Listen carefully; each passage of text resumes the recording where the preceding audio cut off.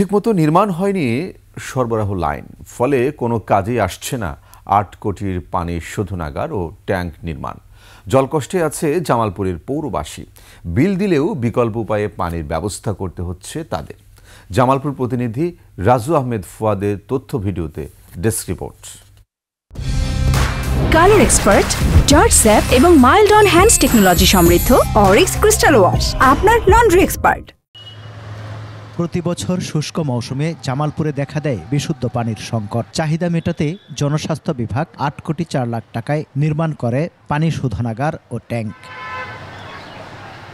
Tank ও শোধনাগার ঠিক থাকলেও supply সংযোগে নানা সমস্যার কারণে চালু করা যাচ্ছে না মেশিনগুলো। প্রতি মাসে বিল গুনলেও পানি পাচ্ছেন না গ্রাহকরা। ড্রেনের যে সংস্কারগুলো করা হয়েছে পাইপের লাইনের, নিম্নমানের পাইপ দেওয়াতে এই পাইপ ফাইটে পানি বাড়ায় পড়ে। পানি পাম্প হওয়ার পরেও আমরা পানির লাইন ক্লিয়ার পাইতেছি না। তো এইদিকে পানির সংকট অনেক। রাস্তার মুড়িতে যে আপনার পাইপ গুলো দিছে, এগুলো সবচেয়ে নিম্নমানের পাইপ দিছে। ৪-৫ বছর ধরে আমরা কোনো পানির সুযোগ সুবিধা পাইতেছি না। পানির বিল তো নেওয়া হয়, পানির বিল যে নেওয়া হয় না এমন কোনো কথা না। তো চুক্তি অনুযায়ী জনস্বাস্থ্য প্রকৌশল অধিদপ্তর নির্মাণের পর অন্তত ৬ মাস পরীক্ষামূলক চালানোর পর হস্তান্তর করার কথা, কিন্তু হাসিনা সরকারের সময় পৌর মেয়রকে তড়িঘড়ি করে প্রকল্পটি হস্তান্তর করে তারা। ওই ট্রিটমেন্ট প্ল্যান্ট চালু করতে গেলে পরে আমাদের যে পাবলিকের পানি সরবরাহ লাইন আছে সেই লাইনের কাজের কারণে সরবরাহ করা যাচ্ছে না।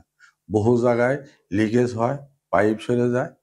কাজের বাস্তবায়ন করছে জনস্বাস্থ্য প্রকৌশল, তখন তারা এটা সঠিকভাবে তারা এটা বুঝে নেয় নাই বলে আমি মনে করি। কাজ নিম্নমানের হয়েছে তা মানতে নারাজ জামালপুর জনস্বাস্থ্য প্রকৌশল অধিদপ্তরের নির্বাহী প্রকৌশলী। তো নিম্নমানের হওয়ার আমার ধারণার সুযোগ নেই। তারপরও পাইপ যদি পানি সরবরাহ বন্ধ থাকে ফেটে যেতে পারে, বা বিভিন্ন রাস্তা নির্মাণ বা বিভিন্ন উন্নয়নমূলক কাজে পাইপ ক্ষতিগ্রস্ত হতে পারে, সেই কারণেও লিক হতে পারে। তো এই ব্যাপারে আমরা অবগত হয়েছি এবং আমরা পৌরসভার সাথে যোগাযোগ পূর্বক জয়েন্ট ভেঞ্চারে যদি এটার রিপেয়ার মেইনটেন্সে কিছু লাগে আমরা উদ্যোগ গ্রহণ করব। ঘন্টায় ৩৫০ ঘনমিটার ক্ষমতা সম্পন্ন পানি শোধনাগার এবং ৬৮০ কিউবিক মিটার ধারণ ক্ষমতার ট্যাঙ্ক চালু হলে দিনে ২,২০,০০০ লিটার পানির চাহিদা মিটবে পৌরবাসীর। সমর ইসলাম, ২১ টেলিভিশন।